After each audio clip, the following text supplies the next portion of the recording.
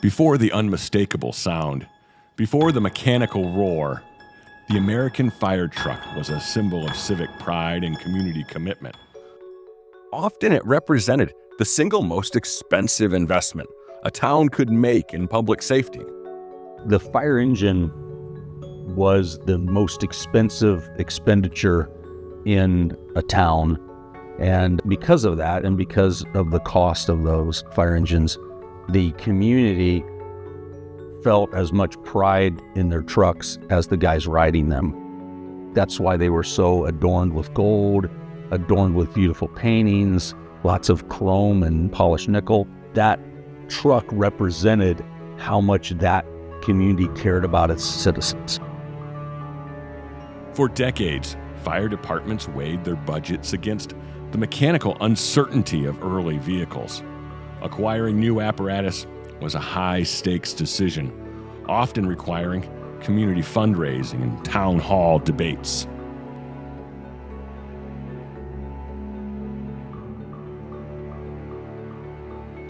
The changeover from horse-drawn to motorized apparatus occurred at the same time as vehicular traffic increased worldwide.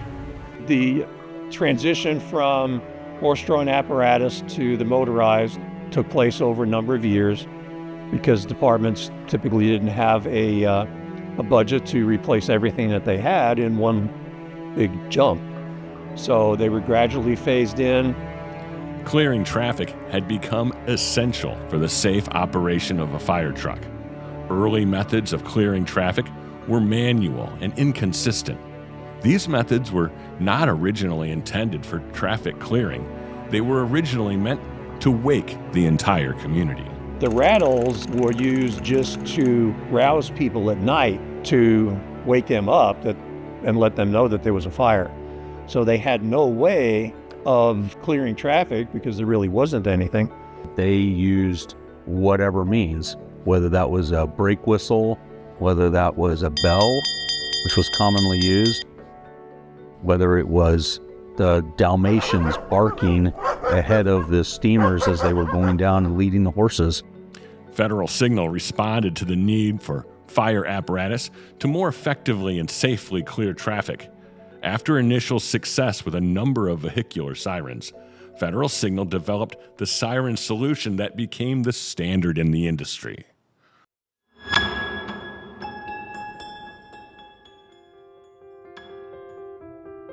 In 1951, Federal Signal was known as the Federal Electric Company at 87th and State Streets in Chicago.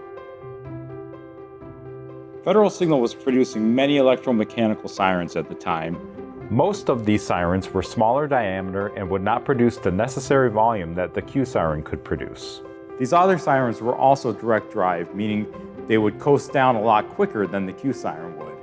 So there was more of a demand for these Q-Sirens because they would have that longer, drawn-out tone that would help safely carry through an intersection. The simplicity of the electromechanical design relies on a steady flow of air being chopped into distinct pressure waves. The Q-Siren works by drawing an air through a spinning rotor that moves within a stationary stator. Both have specifically cut ports. As air is drawn in, it's passing through the ports. The air is chopped and it becomes pressure waves. As speed increases, the volume and pitch increases to warn other vehicles and pedestrians. In 1958, production of the Q-Siren moved when Federal Electric Company relocated to a new facility in Blue Island, Illinois. As the years went by, the Q-Siren increased in popularity as firefighters continued to rely upon its safety and effectiveness at clearing traffic. Our command vehicles that do not have Q-Sirens have a very difficult time moving through traffic. Once the apparatus come, we typically sneak behind them because that Q-Siren is loud enough and the right tone that it actually catches the driver's attention. The Q-Siren absolutely penetrates the vehicle way better than a standard electronic siren does. The amount of traffic that moves and stops and gets out of your way is absolutely mind-blowing. If it doesn't do the job of clearing traffic, the traffic's not going to be cleared. So people want to get out of its way. It's not asking for permission, it's demanding compliance. Another popular and distinctive feature of the Q-Siren is the option to activate it with a foot switch. The foot pedal is one of the most important functions that comes with that. That way they don't have to take their eyes off the driving or try to manipulate any controls on the dashboard, which increases operator safety and the safety of the public around us. The driver can focus on responding to the incident, and with a foot pedal on the captain's side or the engineer's side, the captain's able to wind the siren while they're getting dressed, while they're making that first evaluation. Eventually, customer preference led to the consolidation of the product offering to the Q2B model that is so well known today. Initially, the Q-Siren was available in 4 different models: the Q1A, the Q1B, the Q2A, and the Q2B. The Q1 series was an unfinished model that was meant for under hood mounting of vehicles, because at the time there was plenty of room underneath the hood of the vehicles. Since that demand went away, we stuck with the Q2A and the Q2B version. The Q2A had no brake, but many people wanted to have the brake on it, so that whittled it down to being the Q2B siren. In 1983, Q-Siren production moved to its current location when Federal Signal relocated to University Park, Illinois. Another highlight in the history of the product line occurred in 1991, when Federal Signal was awarded a trademark for the shape of the Q-Siren. And then in 2003, the U.S. Patent and Trademark Office granted Federal Signal a trademark on the sound of the Q-Siren. The distinctive and recognizable Q-Siren tone is one of a few sounds that have achieved trademark status. I would say it's an air raid siren with periods of pause. It's a building blare and then reduces and then rebuilds again and reduces and rebuilds again. It changes tone, it changes pitch, so it gives you, instead of just a one pitch sound, you're picking up different sounds. People are more apt to look around and see where it's coming from. That has always been my core memory, is that Q-Siren was the sound that signified the fire department was on its way. Everybody knows the fire department's coming. That is the one sound. The cops have their sirens, we have ours. You know help is on the way when you hear that Q-Siren screaming down the street. Every call, when they call 911, is their biggest emergency, right? So with having this siren and them hearing us coming, it gives them that sense of calm. As soon as you hear a Q-Siren, everybody's ears perk up when they're driving and they look around for the fire truck.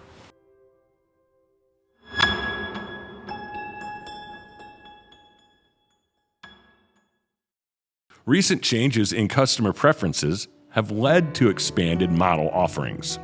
In 2022, Federal Signal released one of the very first changes in many years to the Q-Siren when we released the black chrome version. This was to match the industry's changing taste to the blacked out chrome or blacked out finish on many fire apparatus.